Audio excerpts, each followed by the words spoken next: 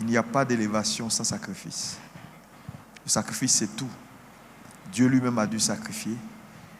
Et je vous en supplie, faites ce que Dieu vous dit. Votre vie va changer. Je me rappelle quand on bâtissait ici.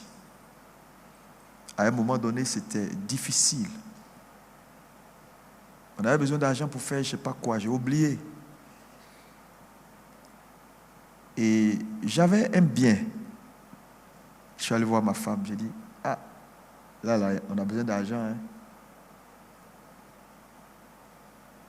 Elle dit, va. J'ai pris le bâtiment et le notaire est venu à la maison. Ma femme a signé. J'ai signé. Puis j'ai fait ce qu'il y avait à faire pour l'œuvre. Vous savez, le surnaturel vient quand, à un moment donné, tu payes le prix. Mais je pense qu'on doit encore payer. On doit encore faire plus. Quelqu'un va réfléchir et vous dire, mais Jésus, c'est que Jésus a fait. Oui. Pourquoi on n'est pas la même chose? Nous tous, on sait Jésus. Parce qu'il a dit ce matin, il y a un niveau basique où tout le monde est. Le salut, c'est gratuit. Nous tous, on a le salut. Tout le monde a le salut. La grâce du salut, mais il y a un deuxième niveau. Comme le docteur l'a dit, il faut personnaliser maintenant sa relation avec Dieu. Parce que tout ce qu'on est en train de faire là, prend appui sur le sacrifice de Jésus. Arrêtez de vous laisser séduire. Les gens connaissent les secrets, ils ne veulent pas vous dire. Tu ne verras jamais un champion qui n'a pas payé le prix. Si tu tournes en rond, ta vie est compliquée. Parce que son fils est là, ses collaborateurs sont là. Il ne peut pas te mentir. Il ne peut pas venir raconter des trucs qui ne sont pas vrais. Paye le prix. Ta vie va changer. Arrête de faire des calculs. Arrête de tout le temps, avec le peu, tu ruses. Tu n'as jamais fait quelque chose de tangible pour Dieu. Jamais. Jamais. Ce terrain-là, c'est un jour, un dimanche, je devais prêcher. Et puis, avant d'aller prêcher à 5 minutes, Dieu a changé mon message.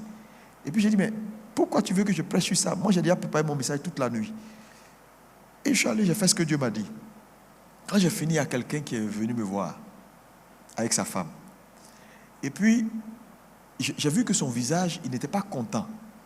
J'ai dit, mais j'ai cru que j'ai mal prêché ou j'ai dit quelque chose qui l'a choqué. Et quand il s'assoit devant moi, il dit, vraiment, je ne suis pas content. Et c'est comme ça qu'il commence. Et puis, j'ai dit, mais j'ai fait quelque chose. Il dit, non.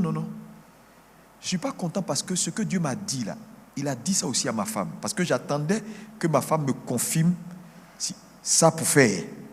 Et ma femme me dit, voilà ce que, pendant qu'on était, le pasteur prêchait, voilà ce que Dieu m'a dit. Donc comme ça, sa femme a confirmé ce que Dieu lui a dit. Il est triste.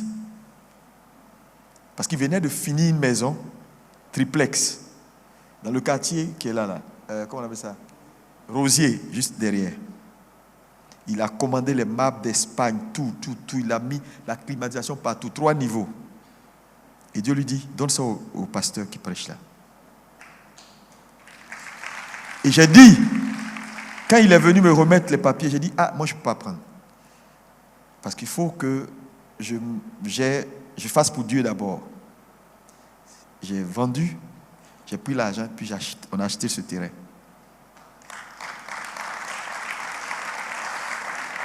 En fait, c'est rien.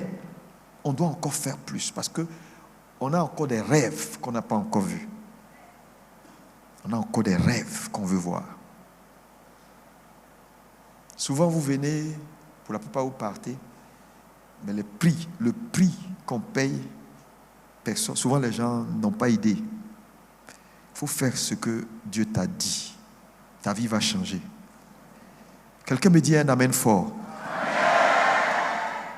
Ta vie va changer, je te le dis. Tout le monde n'est pas escroc. Je te dis ça aujourd'hui. Il faut arrêter d'être là. Oui, oui, oui, non, frère. Quand tu vois quelqu'un à un certain niveau, il ne faut pas parler quand tu ne sais pas son histoire. Quand tu ne sais pas son histoire. Ouais.